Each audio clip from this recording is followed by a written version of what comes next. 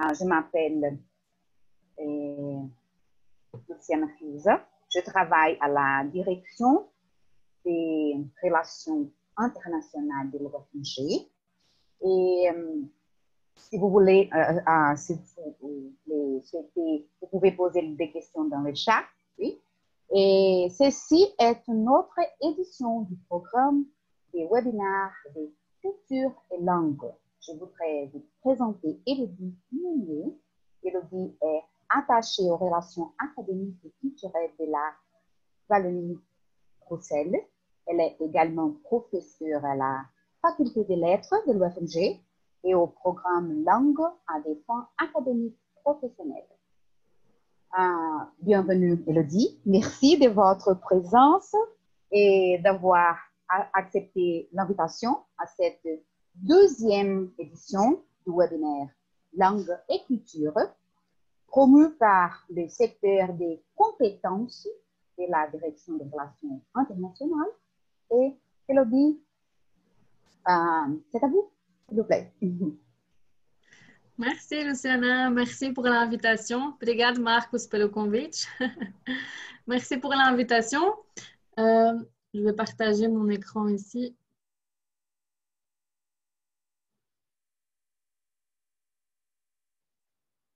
Est-ce que você estão bem meu PowerPoint? Oui. OK. Donc, bonjour à tous. Donc, je suis Élodie Meunier. Peut-être certaines personnes m'ont déjà vue en cours à l'UFMG ou comme collègue à l'UFMG. J'avais demandé quelques Belges célèbres que vous connaissiez. J'ai eu quelques réponses. J'ai dû faire des choix. Il y en a beaucoup, je ne peux pas tout aborder en 30 minutes. Mais voici quelques Belges qu'on ne connaît pas toujours. Ils sont moins connus parfois. Mais vous allez voir que ils ont parfois inventé des choses que vous connaissez dans la vie de tous les jours. Alors, je vais commencer. Je n'arrive pas à changer mon PowerPoint. Je vais commencer avec les arts et avec la musique, avec Adolphe Sax. Je ne sais pas si vous le connaissez ou si vous saviez que Adolphe Sax était le créateur du saxophone. Il est originaire de Dinant, en Belgique, dans le sud de la Belgique, et il a donné donc son nom en fait au saxophone, saxophone, qui est la plus célèbre en fait de ses inventions. Il était fabricant en fait d'instruments de musique et il a consacré sa vie à l'invention de nouvelles sonorités et il a fait ses premières expérimentations à 15 ans quand il a reproduit une clarinette pour la première fois parce que pour lui, ce n'était pas seulement jouer de la musique, il fallait aussi créer avec ses propres mains. Et donc, il va aussi suivre les traces de son papa, qui était fabricant d'instruments de musique. Et donc, il va concevoir sa première clarinette. Mais il n'a pas seulement envie de reproduire des modèles, il a envie de créer des choses. Il veut introduire des nouvelles variantes. Et donc, il va augmenter le nombre de clés. Les clés, ce sont les boutons sur lesquels on pousse pour faire les différentes notes dans les instruments à vent. Et donc, il va alors augmenter le nombre de clés pour descendre en fait dans les sons graves, pour avoir des sons beaucoup plus graves avec un nouvel instrument. Et donc, il va inventer le saxophone. Il va essayer de trouver un équilibre entre les instruments à vent et les cuivres. Je ne sais pas si vous connaissez la différence, je ne sais pas vous traduire en portugais, mais les instruments à vent, c'est ceux où on souffle. Les instruments à cuivre, on souffle aussi dedans, mais vous voyez ici comme le saxophone qui sont considérés comme des cuivres, alors que la clarinette est considérée comme un instrument à vent. Et donc, il va commencer à cette création d'instruments. Et il y a même Hector Berlioz, je ne sais pas si vous connaissez, c'est un compositeur, chef d'orchestre français. Il est totalement séduit et il va écrire la première œuvre pour saxophone. Le Conservatoire de Paris va engager Adolphe Sax pour créer une nouvelle classe de saxophone. Il va créer un magasin à Paris où il vendra tous les instruments. Il va continuer à développer et il va créer d'ailleurs 2 nouvelles familles d'instruments qu'on appelle les saxhorns et les saxtrombas, qui sont un peu moins connus, mais c'est surtout les instruments pour les fanfares, où on doit faire beaucoup de bruit dans les rues. Et donc, comme il veut protéger ses idées, il va déposer, on dit en français, déposer un brevet pour être reconnu comme le propriétaire de ses inventions. Si vous allez à Dinan en Belgique, vous pouvez visiter aussi le musée Sax. Hop là. La deuxième personne que je voulais présenter, mais vous la connaissez évidemment, c'est René Magritte. Je pense que tout le monde connaît ici sa célèbre pipe avec la trahison des images. René Magritte, c'est un peintre surréaliste belge, mais qui a beaucoup travaillé aussi avec les surréalistes français. Il représente, on va voir quelques exemples de ces tableaux juste après, mais il représente toujours des scènes étranges, parfois absurdes, poétiques. Et sa célébrité, même si c'était à la fin de sa vie, aujourd'hui, elle est vraiment mondiale. Vous avez vu, certains d'entre vous le connaissent. Il a toujours vécu une vie un petit peu pauvre, en fait, où il rencontrait beaucoup d'artistes. Et il va étudier à l'Académie des Beaux-Arts à Bruxelles. Il va travailler comme dessinateur pour lui, mais comme il n'avait pas assez d'argent, il a travaillé pour une entreprise de papier peint. Si vous voyez, c'est le papier qu'on met sur les murs pour décorer la maison, par exemple. Donc, Magritte a travaillé pour une entreprise de papier peint parce qu'il n'était pas du tout connu à l'époque. Il a aussi écrit dans des revues littéraires. Et vers 1920, il va aller à Paris et il va rencontrer plusieurs personnes du mouvement surréaliste français. Certains, peut-être, qui étudient la littérature connaissent André Breton, qu'il va rencontrer. Et il va rencontrer aussi d'autres peintres étrangers comme Salvador Dali, qui est un peintre espagnol surréaliste.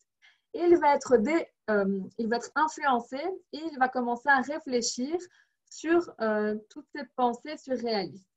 Il va commencer à produire des œuvres surréalistes qui expriment une autre réalité, puisque surréalisme, c'est surréel, au-dessus du réel, de la réalité, de ce qu'on voit. Et il va s'appuyer sur l'association d'idées, une remise en question du langage. Et donc, quand on regarde le tableau « La trahison des images », quand il dit « ceci n'est pas une pipe », ce qu'il veut dire, en fait, c'est qu'il va faire la différence entre un objet qu'on peut toucher et l'image qui est peinte. D'accord ? Ce n'est pas une pipe, c'est la représentation d'une pipe. Et donc, il y a vraiment une méfiance envers le langage.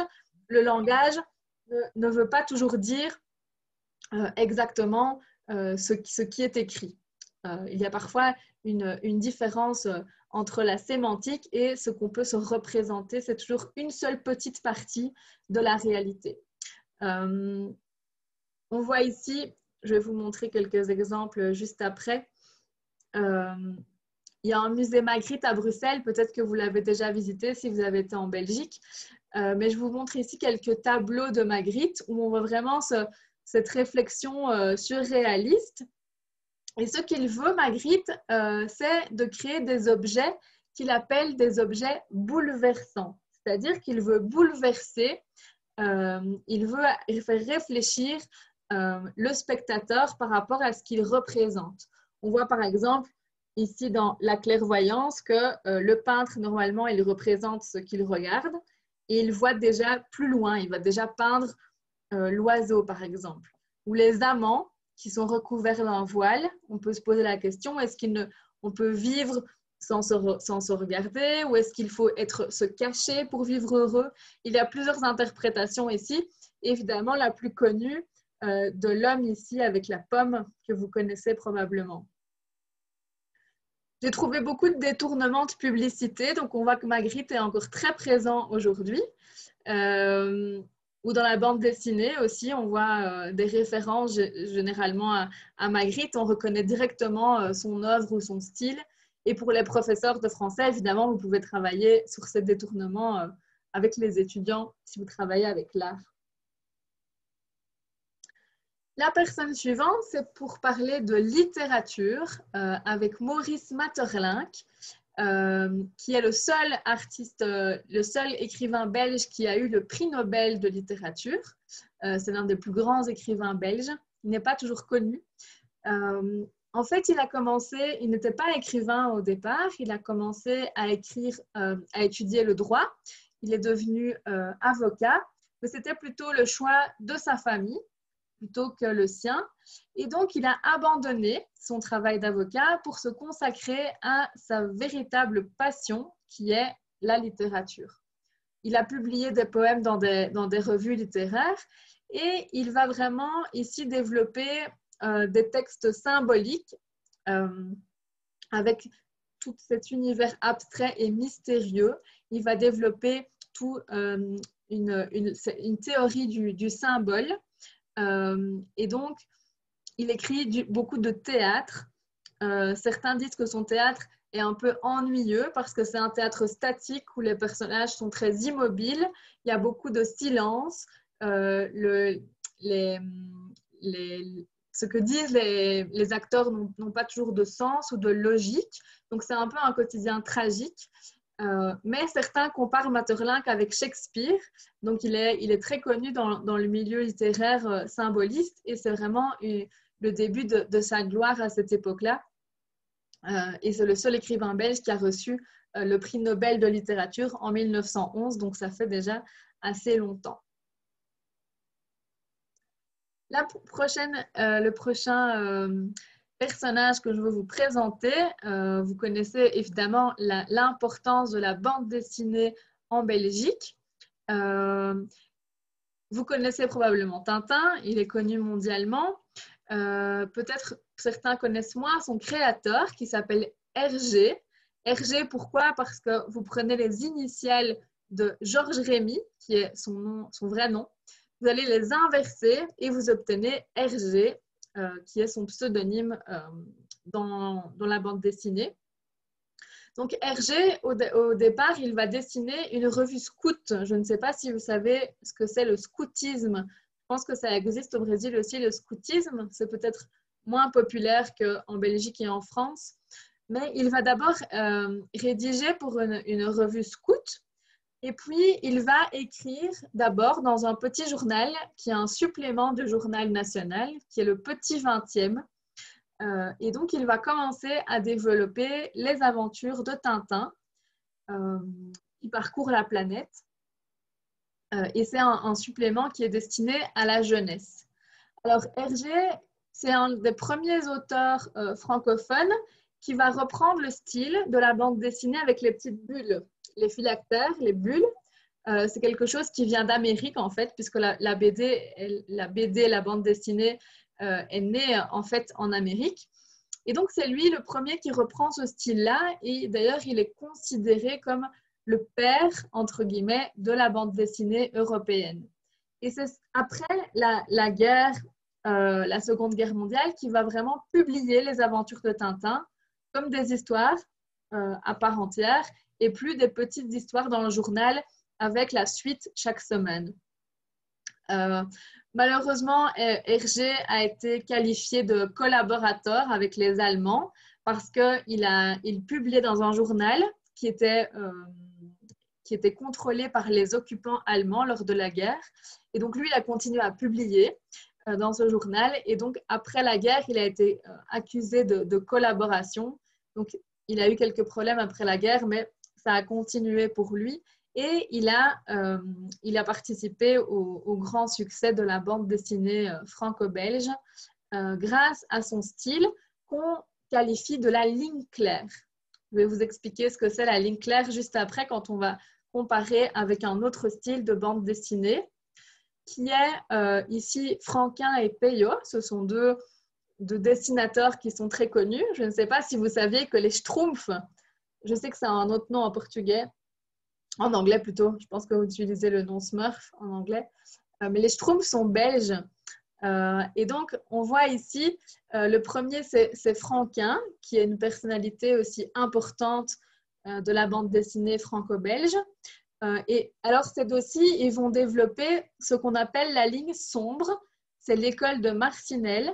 Vous voyez la différence où, je vais comparer les deux juste après, mais on a ici la qualité du dessin avec beaucoup plus de mouvement dans les personnages, beaucoup plus d'expression, des décors aussi très riches, très colorés, avec beaucoup de bonne humeur, de l'humour, etc.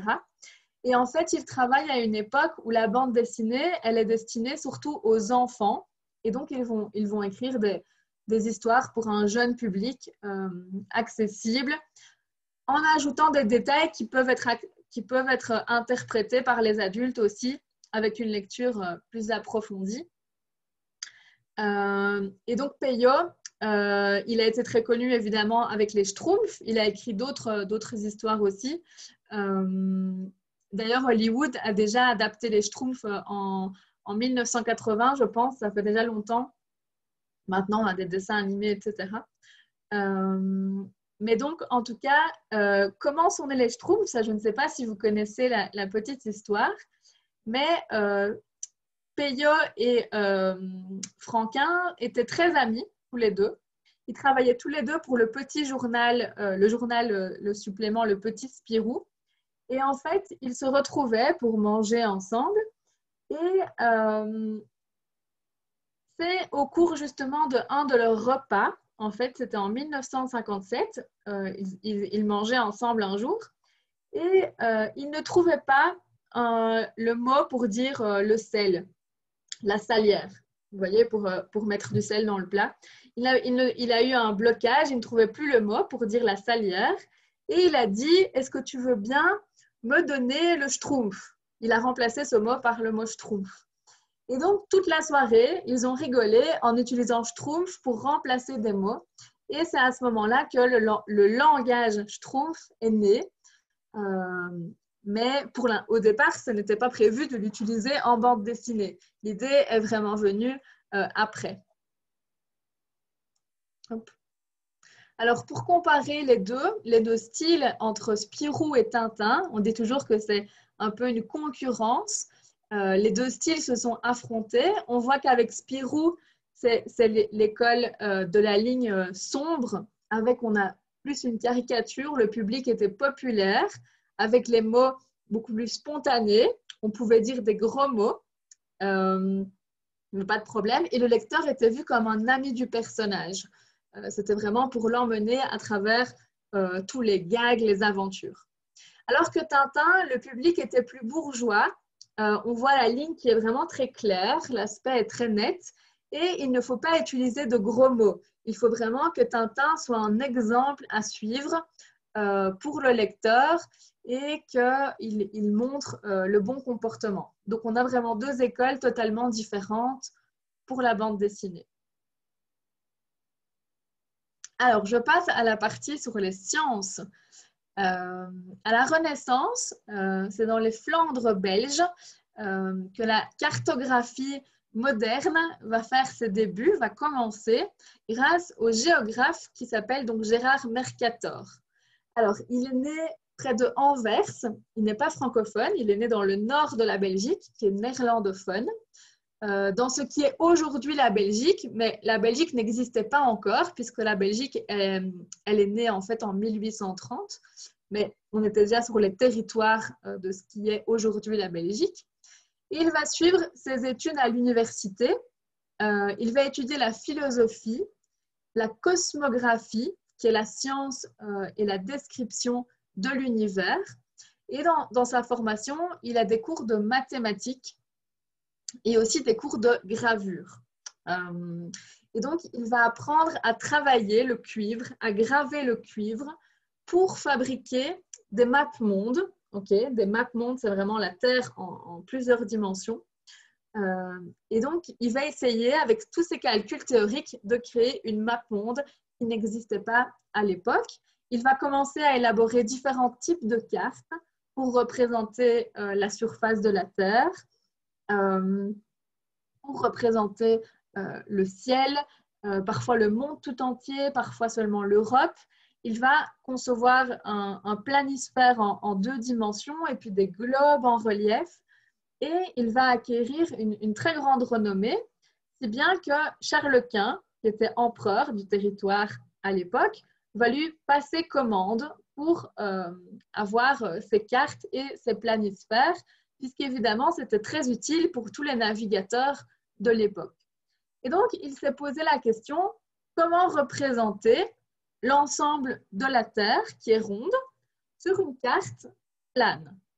Et donc, il va étudier la question et il va inventer le premier planisphère en 1569 qui va déformer les surfaces des pays et des océans, mais pour essayer de conserver tous les angles identiques des côtes et des frontières de la Terre.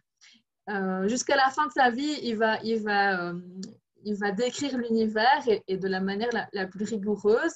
Il va regrouper toutes les cartes pour en faire un atlas. Il va l'appeler Atlas pour faire référence à Atlas, ici, le titan de la mythologie grecque qui soutient la Terre. Donc, c'est de là que vient le nom Atlas de Mercator.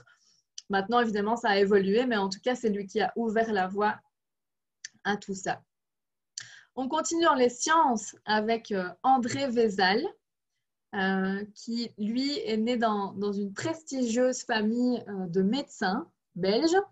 Et la médecine, dans sa famille, est vraiment une tradition, puisque dans chaque génération, les hommes, uniquement, exercent cette profession de médecin auprès de personnalités très célèbres, très puissantes de l'époque.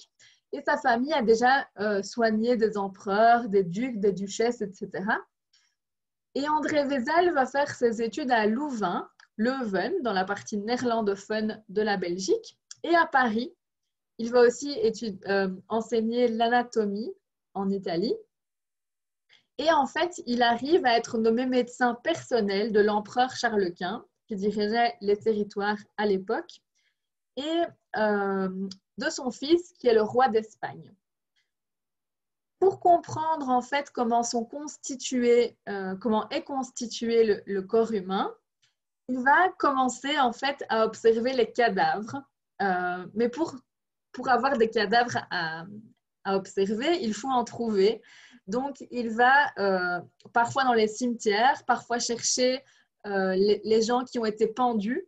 À l'époque, quand quelqu'un faisait une grosse erreur, il était parfois condamné à la pendaison. Et donc, on le laissait pendre parfois pendant plusieurs heures ou plusieurs jours pour montrer l'exemple. Et lui, il allait chercher les pendus pour les disséquer et les analyser devant ses étudiants. Il faisait beaucoup de schémas et il prenait des notes. Pourquoi? Parce qu'il était persuadé que les hommes n'avaient pas la même anatomie que les singes. Et c'était surtout les singes qui étaient étudiés à l'époque. Et donc, il va étudier, il va observer tous les organes, les muscles, les nerfs des corps qu'il va disséquer.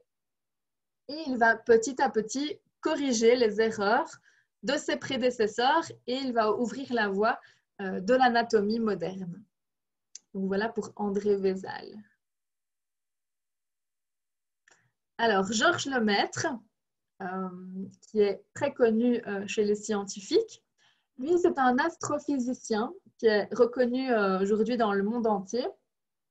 C'est en fait l'un des fondateurs de la théorie du Big Bang, donc qui décrit la manière dont l'univers s'est formé.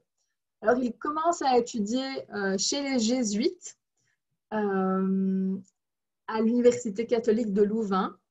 Et dans ses matières préférées, il y a les mathématiques, la physique, mais aussi la cosmologie, donc qui est la discipline où on étudie l'origine de la nature et l'évolution de l'univers. Il a de très bons résultats et donc il va obtenir une bourse pour étudier en Angleterre où il va mener une carrière de chercheur tout en étant prêtre, d'accord? Parce qu'il était prêtre, il était jésuite. Donc il a toujours eu cette carrière de prêtre et de chercheur, de scientifique l'un à côté de l'autre. Ce n'est pas banal, d'accord? Surtout quand on travaille sur la question de l'origine du monde, évidemment. Et pourtant, c'est ce qu'il a fait toute sa vie. Il a toujours réussi à concilier sa foi religieuse et ses recherches scientifiques. Parce que selon lui, soutenir l'idée de la création divine du monde, ça n'empêche pas d'étudier l'origine de l'univers d'un point de vue rationnel. Alors, il va se poser la question, et si l'univers était né d'une gigantesque explosion? Et donc, ça, c'est ce qu'il propose en fait en 1927. Et il dit que selon lui, l'univers est toujours en expansion. C'est-à-dire que l'univers a évolué depuis son origine et qu'il continue à le faire aujourd'hui. Et donc, ce serait le cataclysme initial, qu'on appellera par la suite le Big Bang. Ce n'est pas lui qui a donné ce mot-là. Ce serait vraiment ce cataclysme, cette explosion, qui aurait permis la formation des planètes, des étoiles et des galaxies. Et donc, cette théorie va être validée aussi par d'autres chercheurs et c'est vraiment une avancée très importante dans l'histoire des sciences.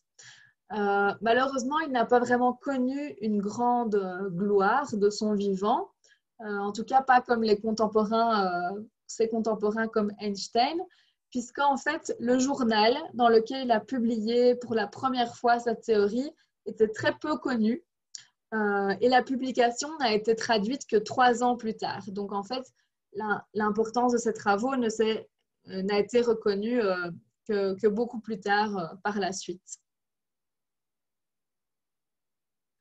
Je passe au thème suivant, qui est au niveau des actions politiques et sociales, avec Marie Popelin, qui est la première femme docteur de droit de Belgique. Elle n'était pas autorisée à devenir avocate à l'époque, et donc elle va s'engager dans l'égalité des sexes. Et donc ce combat, ça va faire d'elle l'une des pionnières du féminisme en Belgique. À cette époque-là, il y avait très peu de formations qui étaient ouvertes aux femmes, malheureusement, ce qui limitait le nombre de professions, évidemment, auxquelles elles pouvaient prétendre. Mais Marie Popelin, elle veut travailler, alors elle va devenir institutrice et puis directrice d'école au moment où on va créer les premières écoles pour les filles. À cette époque-là, les filles et les garçons étaient séparés et les filles n'allaient pas forcément à l'école, elles aidaient à la maison. Et puis, on a créé les écoles pour filles séparées des garçons. Et à partir de 1880, les femmes ont pu être autorisées à s'inscrire dans certains établissements d'enseignement supérieur, comme l'Université libre de Bruxelles, qui est une des premières à avoir accepté cela. Et donc, elle va commencer des études de droit à 37 ans. Il y a très, très peu de filles qui s'inscrivent à l'université, mais c'est elle qui a son premier diplôme de docteur belge en droit. Et donc, ce diplôme, c'est une étape nécessaire, mais pas suffisante, malheureusement, pour devenir avocate, parce qu'il faut prêter serment. Okay, on dit qu'on prête serment. Et en fait, selon la loi, elle peut le faire, elle peut prêter serment pour devenir avocate, mais, parce qu'il y a toujours un mais à cette époque, c'est que l'ordre des avocats belges refuse sa demande parce que pour eux, une femme ne peut pas être avocate. Et donc, elle va travailler dans un cabinet d'avocats, mais seulement dans le cabinet parce qu'elle ne pourra pas, en fait, plaider au tribunal pour des procès, etc. Et donc, après cette expérience-là, elle va toujours mener un combat en faveur de l'égalité des sexes et elle va créer la première association féministe du pays, qui est la Ligue belge du droit des femmes. Et elle va toujours essayer de rassembler les différents mouvements de soutien à l'émancipation des femmes. Et c'est grâce à la Ligue belge que les femmes obtiennent en Belgique l'autorisation d'ouvrir un compte à la banque sans l'autorisation de leur mari, seulement en 1900. Donc, vous voyez que c'est quand même une grande avancée dans le mouvement féministe. Je termine par le chocolat, évidemment, pour vous donner faim après avoir mangé. Est-ce que vous savez ce que c'est une praline? Je ne sais pas si... Je pense que c'est un terme qui n'est pas forcément connu. C'est ce qu'on appelle un belgicisme, une praline, parce qu'en France, ça a une autre signification. Une praline, c'est ceci. C'est un bonbon en chocolat qui est fourré à l'intérieur avec de la crème, des fruits ou du caramel, par exemple. Et elle a été créée, cette praline, par Jean Neuhaus en 1912. En fait, l'histoire, c'est que Jean Neuhaus, il avait un grand-père qui était pharmacien à Bruxelles. On voit ici que c'est l'ancienne pharmacie de son grand-père qui était dans les Galeries de la Reine. À Bruxelles, il y avait une immense galerie magnifique qui s'appelle les Galeries de la Reine. Oui, parce qu'en Belgique, on a un roi, pour ceux qui ne le savent pas. Et donc, Jean Neuhaus a un grand-père qui était pharmacien. Et donc, son grand-père, il a eu l'idée d'enrober les médicaments dans du chocolat pour donner un goût plus agréable aux médicaments, pour que les gens prennent leurs médicaments. Et évidemment, ça a eu beaucoup de succès à la suite de cette invention. Et Jean Neuhaus s'est dit, mais si au lieu de recouvrir un médicament de chocolat, je recouvrais autre chose. Et donc, il va tenter l'expérience et la praline, évidemment, va naître. C'est le premier chocolat fourré qui devient rapidement populaire. Et tout est fait de manière très artisanale, évidemment. Et c'est ça qui permet aussi d'établir la reconnaissance et la réputation du chocolat belge dans le monde. Un peu plus tard, sa femme propose de présenter les pralines dans une petite boîte en carton qu'on voit ici. Et c'est aussi un belgicisme, on appelle ça le ballotin de praline. Et alors, il y a plusieurs couches qui sont séparées par du papier. Et pour offrir, généralement, on offre un ballotin de praline aux professeurs à la fin d'année, par exemple, pour leur remercier d'avoir donné cours, etc. C'est une tradition en Belgique. Je vais terminer par quelques inventions belges qui sont parfois moins connues. Moi, personnellement, avant de chercher pour la présentation, je ne savais pas le nom de ces inventeurs. Mais le premier, c'est Jean-Joseph Merlin, qui vient de Huy. Il s'est expatrié plus tard à Londres.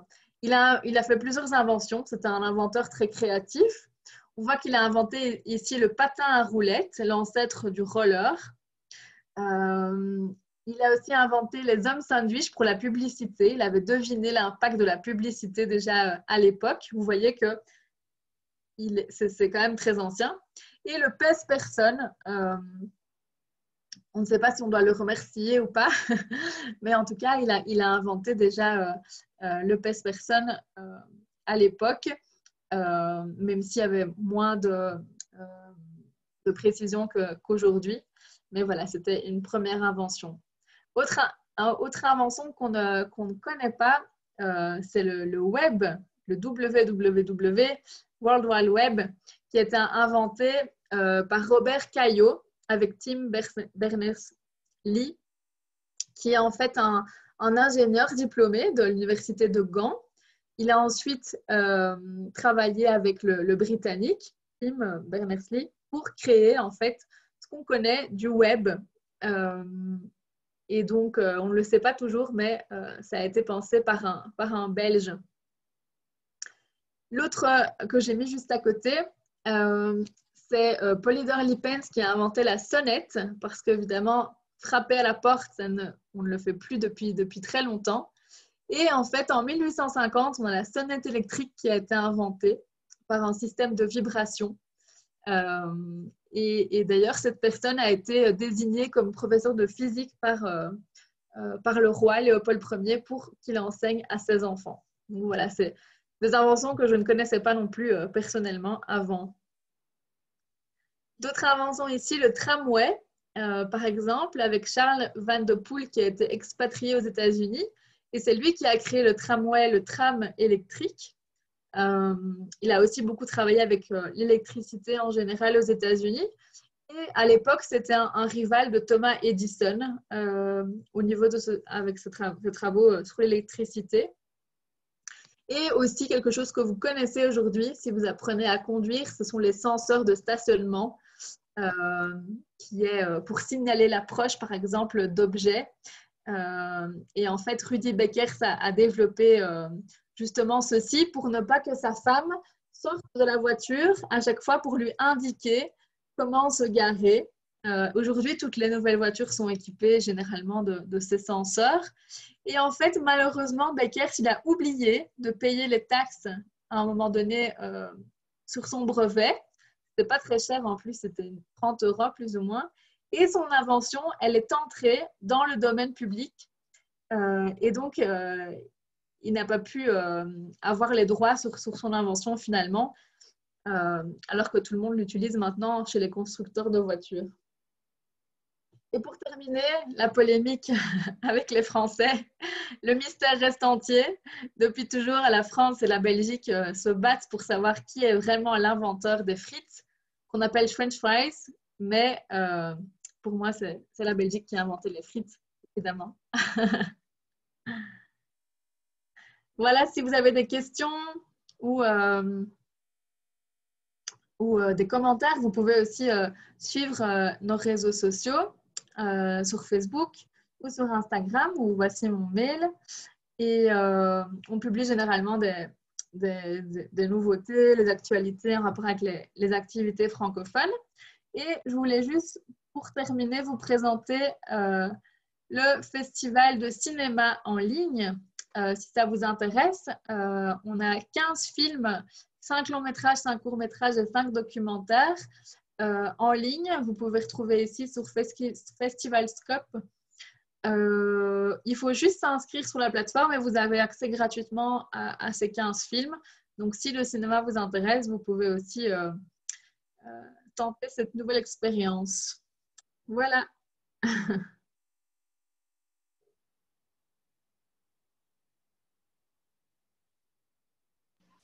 Terminé, Marcos. Merci beaucoup, Elodie.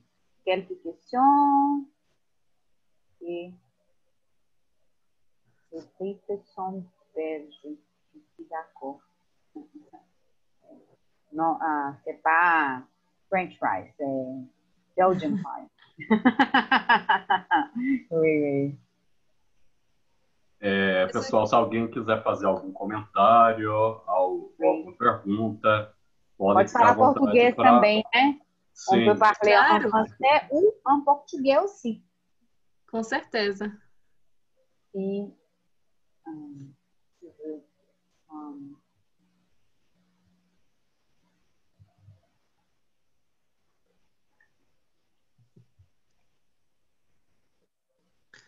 je vais poser une question.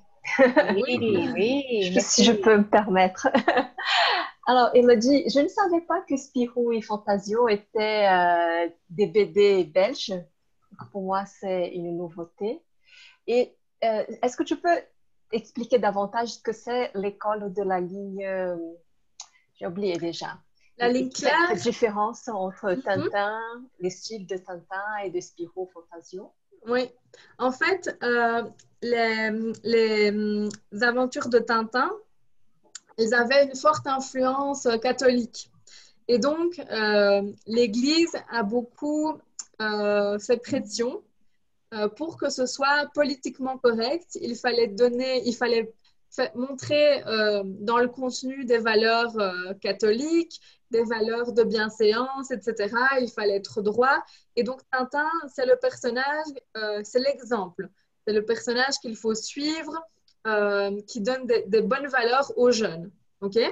Et en fait, Hergé, donc ça, c'est au niveau du personnage de Tintin et des valeurs qu'il véhicule. Mais Hergé a créé cette ligne claire. Quand on voit les personnages de Tintin, c'est vraiment une toute ligne, toute fine. Et puis, il y a une couleur à l'intérieur. Et donc, toute cette valeur, ça, c'est une chose. C'était un public plus bourgeois, avec la ligne claire dans sa façon de dessiner. Et à côté, tout ce qu'on a, le Marsipulami, Gaston Lagaffe, Spirou, c'est ce qu'on appelle l'école de Marcinelle, ou la ligne sombre, où on voit que le dessin est beaucoup plus nerveux, où on a beaucoup plus de couleurs très vives, où les personnages sont parfois plus caricaturés. C'est des caricatures ou des personnages qui n'existent pas, alors que Tintin, ils essayent de tendre plutôt vers le réalisme. Et donc, l'école de Marcinelle, parce qu'en fait, ça a été créé à Marcinelle, c'est une ville de Belgique, près de Charleroi. Et donc là, on a vraiment une liberté de création, de parole, où il faut être sympa avec le jeune, c'est l'amitié, etc. Et donc, on va parler comme les jeunes, on peut dire des gros mots sans problème, etc. Ce n'est pas forcément un exemple à suivre. Justement, ce sont des personnages qui font des gaffes, qui font des bêtises, ce genre de choses au niveau des personnages. Donc ça, c'est les grosses différences. Donc, c'était vraiment une réaction, disons, au style de Tintin et tout. Pas forcément une réaction, ce sont deux écoles qui se sont développées en parallèle, mais c'est vrai qu'il y avait toujours implicitement une petite, je dirais pas une guerre, parce que c'était pas ouvertement une guerre, mais c'était toujours deux écoles un peu en concurrence.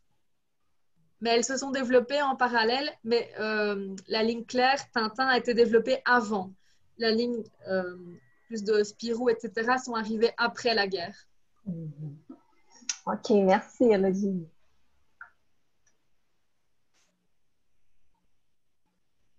Merci Eduardo. La gaufre, elle est belge. Il existe deux types de gaufres d'ailleurs en Belgique. La gaufre de Bruxelles, qui est beaucoup plus épaisse et qu'on garnit avec de la chantilly, des fruits dedans. Et la gaufre de Liège, qui est plus petite et qui est un autre type de gaufre. Mais la gaufre est belge. Vous pourrez regarder les gaufres de Bruxelles et de Liège, qui sont deux types différents. Moi, je viens de Liège, par exemple. Et donc, on vend des gaufres de Bruxelles à Liège, évidemment. Mais c'est un type spécifique de gaufre.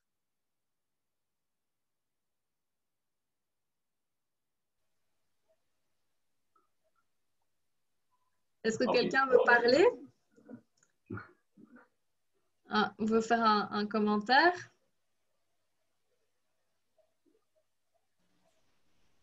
Ne soyez pas timide. On peut pratiquer ensemble. Oui. Alguém tem mais alguma pergunta, comentários? Pode escrever no chat, se tiver. Merci. J'ai envoyé dans le chat le lien pour le festival de cinéma. Ah oui. Je vais envoyer la page Facebook. Comme ça, vous aurez le lien. Elodie, est-ce que tu nous conseilles un film, disons, pour commencer dans le festival? Alors, il y a des films qui sont un peu plus compliqués, qui ont des thématiques un peu plus... alors, si je reprends, il y a donc À perdre la raison dans les longs métrages, qui traite une thématique plus compliquée, c'est d'un infanticide.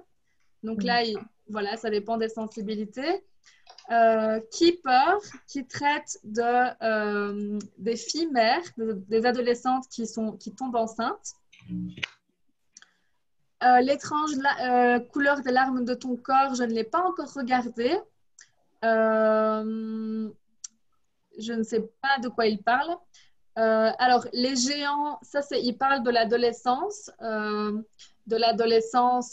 qui est un peu laissée à l'abandon, justement, par la famille et la société.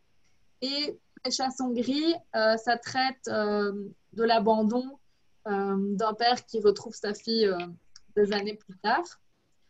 J'aime beaucoup Les Géants. Alors, il y a des documentaires. Certains sont... Ça, c'est dans le milieu hospitalier. Ah, en fait, je devrais partager mon écran, pardon. Je vais partager mon écran, ce sera plus simple.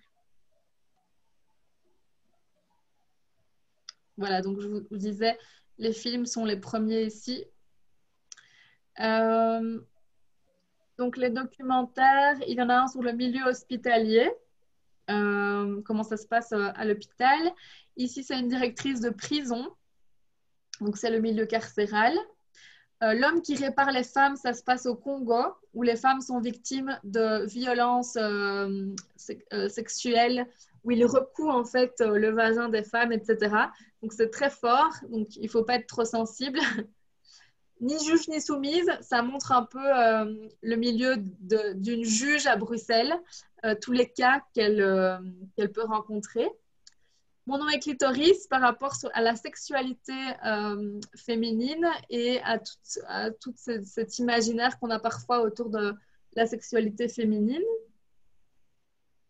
Il a des courts-métrages. Alors celui-là, je ne l'ai pas encore vu. C'est un dessin animé. Les courts-métrages, je ne les ai pas encore vus. Donc, je ne peux pas trop vous les décrire. Il y a un dessin animé.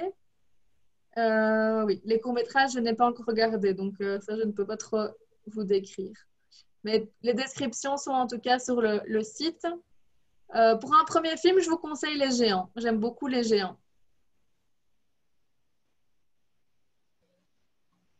Voilà.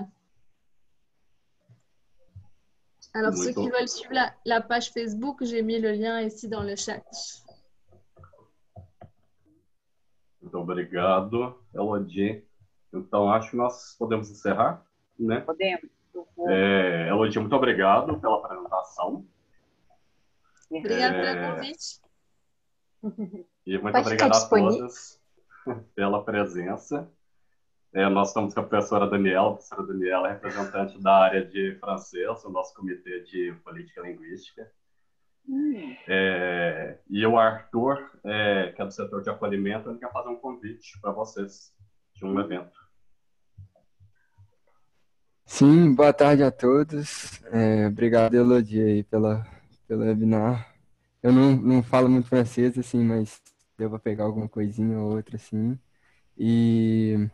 Mas então, vim convidar todos aqui para participar do Café Intercultural que vai acontecer e que vai contar com a participação do Francisco Espinosa, que é um estudante chileno, que eu acho que atualmente faz, acho que mestrado na Inglaterra, se eu não me engano.